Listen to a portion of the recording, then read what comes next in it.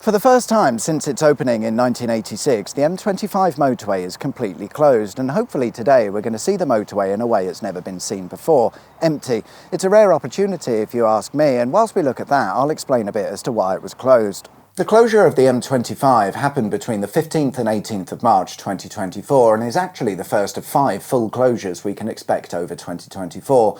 The closed section runs between junctions 10 and 11, which is situated in the county of Surrey, and it's all part of a £317 million project. The project mainly involves junction 10 on the motorway, which for years has been a bit of an arse when it comes to traffic. At the junction, which is a typical roundabout interchange, the M25 meets the busy A3, and whilst a roundabout design isn't always a bad idea, it only works to a point, and it's fair to say that point has long been surpassed.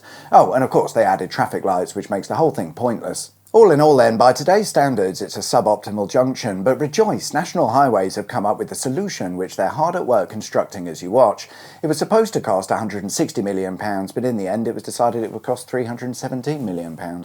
Still, for that sort of money, we're no doubt getting an elaborate, modern and up-to-date free-flowing interchange that's future-proof for at least the next 50 years. No, not exactly, and I'm struggling with this a bit. Maybe you can help explain where the money has gone. Let's look at the grand master plan for the junction, and at first glance, it's the same. It's a roundabout interchange that's already proven to not work in this area. They can work, but not with excessive levels of traffic, exactly the problem we're trying to deal with. Maybe I'm being unfair. Let's look a bit closer, and okay, the roundabout design has been elongated, which might give us a few extra cars worth of capacity as they sit at the traffic lights they're keeping in place.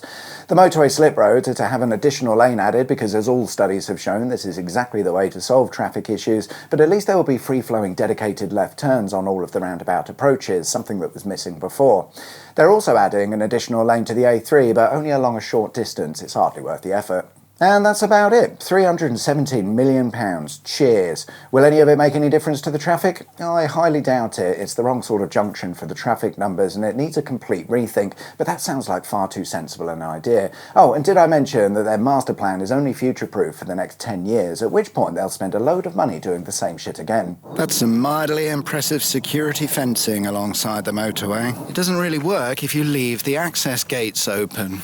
Just through there would normally be the live running M25, but of course not today. Back to the motorway's closure at the weekend, and the first of 5 entire shutdowns of the M25 can be attributed to just one bridge, a pedestrian bridge which may or may not still exist at the time of filming. It crosses over the motorway as part of a public footpath, but would you believe it, National Highways want to install a motorway overhead gantry exactly where this bridge is, or was. At great cost, of course. They'll be demolishing the bridge and replacing it with said overhead gantry. They will then build a new bridge a short distance away so that the footpath has somewhere to go. Now, I'm no expert, but why not leave the original bridge alone and put your gantry just the other side of it, saving us the cost and hassle? Or better yet, why not install some signs on the bridge itself and use that as your gantry? That'll cost what, a couple of £100? Problem solved, millions saved. It will take the entire weekend, that's from Friday 9 PM to Monday 6 AM to remove the bridge. Just to remove it, they will then return at a later date, close the entire motorway once again and install a new bridge. Rinse and repeat a few times over the course of the year, and it's very easy to see why the price has skyrocketed. Once all said and done, there'll be a few new pedestrian bridges around junction 10 of the M25, which will come in very handy as people abandon their vehicles because the £317 million new junction made no difference to anything. Thanks for watching.